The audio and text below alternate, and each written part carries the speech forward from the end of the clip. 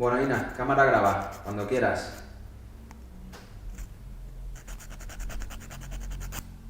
Ina, ya estoy grabando. No, que yo para ese no quiero grabar, la verdad. No sé, ¿lo has visto? Míralo.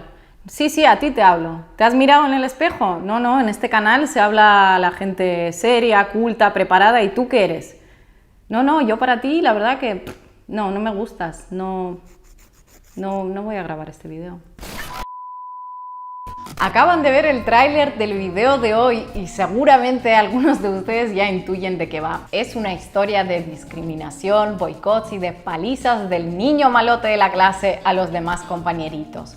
Es la historia de la 9ª edición de la Cumbre de las Américas que le tocó organizar a Estados Unidos. La Cumbre de las Américas es una reunión de jefes de Estado de los 35 países de América del Sur, el Caribe, América Central y del Norte, que se celebra cada 3-4 años desde 1994.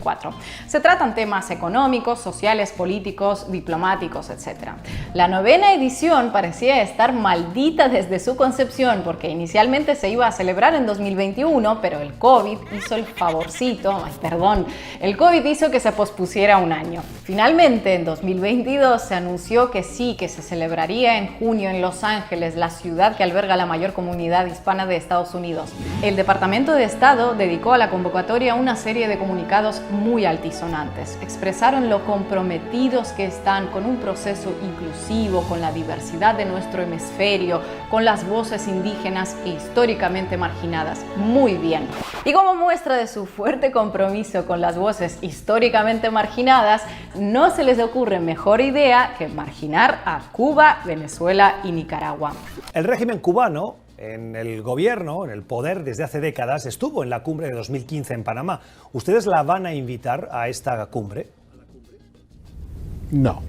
Cuba, Nicaragua, el régimen de Maduro no respetan la Carta Democrática de las Américas y por lo tanto no espero su presencia. Es decir, vamos a irnos a la cumbre, pero vamos a irnos como yo quiera. Sin Cuba, sin Venezuela y sin Nicaragua. Y ahí es cuando las cosas empiezan a tomar un rumbo inesperado para el organizador. Podríamos decir que toma un rumbo un poco trambólico. Se suponía que esta exclusión iba a pasar desapercibida, sin demasiadas consecuencias. Seguramente Estados Unidos consideraba que los países del hemisferio sur contestarían como deben de hacerlo habitualmente, agachando la cabeza y poco más.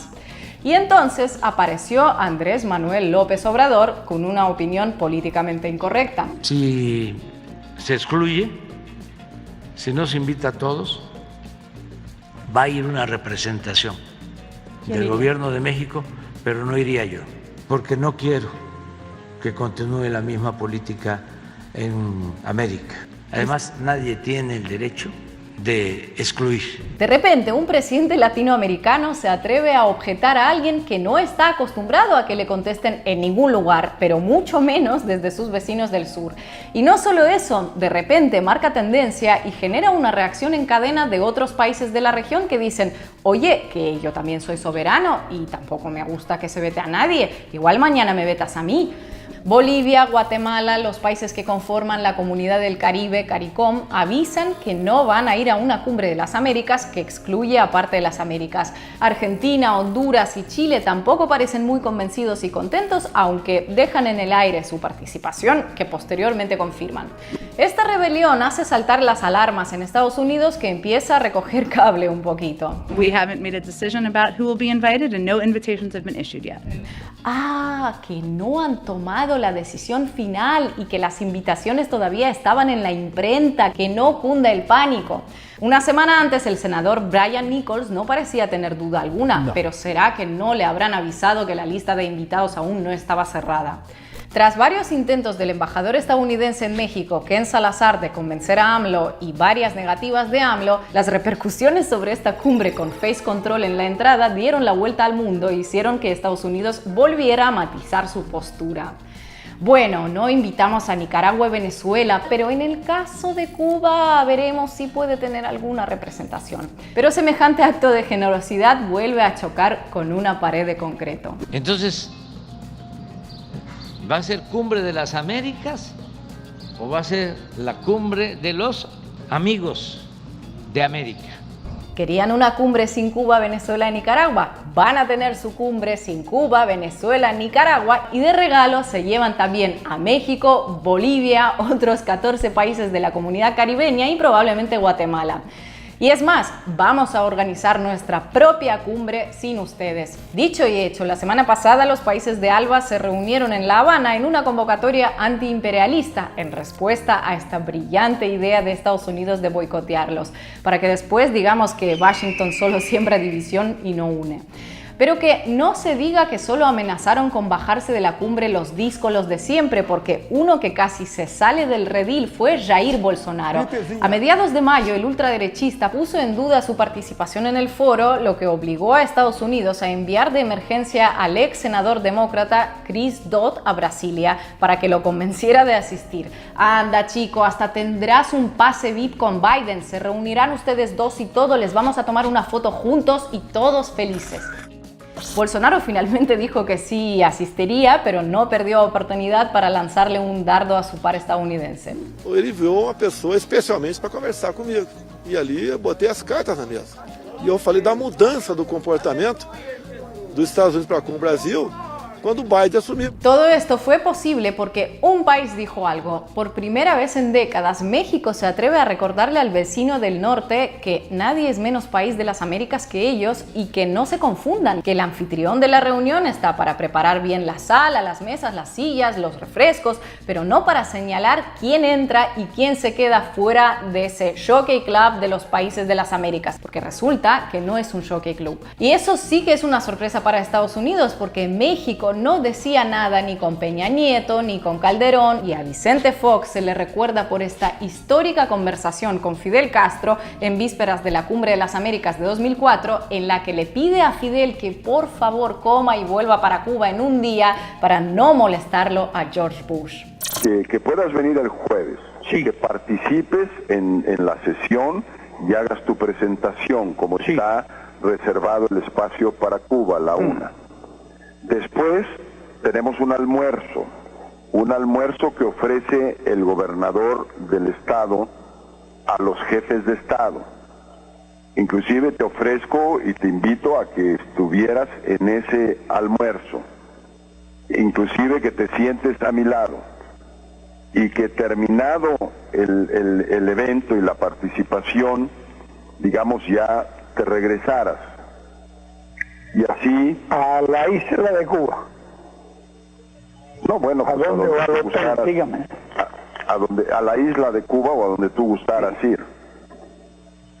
Correcto. Que me dejaras libre, y es la petición que te hago el viernes, para que no me compliques el viernes. Así, la política exterior de México pasó de Fidel, no me compliques el viernes, a México no acudirá si se excluye a Cuba o a cualquier otro país del continente. Y siendo sinceros, Estados Unidos tampoco es que esté en una posición de reclamar mucho a México, porque por eso de querer hacer check-in en todos los saraos globales, parecen haber dejado a su merced a los vecinos que sí esperan de su ayuda, sobre todo con el tema migratorio.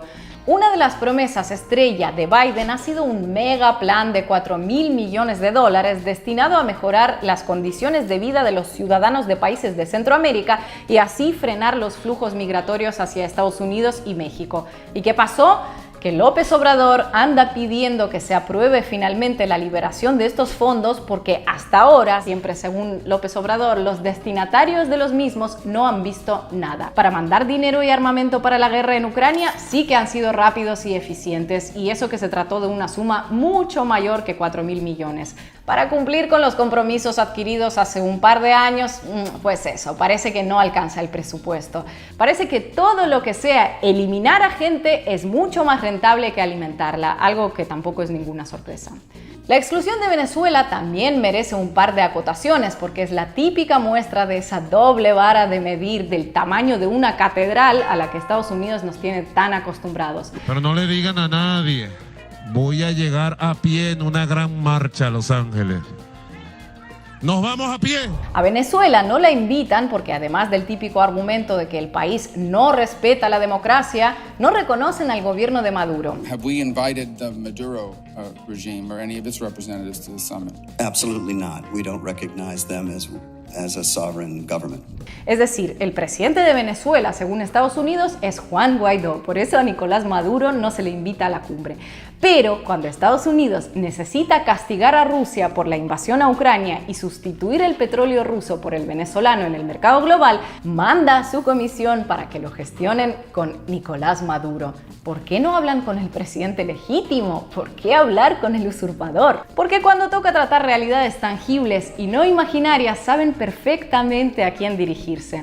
El caso es que la Cumbre de las Américas es un decorado más para su realidad imperial, un decorado en el que se descubren fraudes donde nunca los hubo y se tapan los de verdad, en el que se nombra a presidentes encargados y se excluye a países enteros. El problema es que el resto de los invitados a la escena ya no quieren ser parte del atrezzo y exigen que nadie se arrogue el derecho de admisión. ¿Estamos todos o ninguno?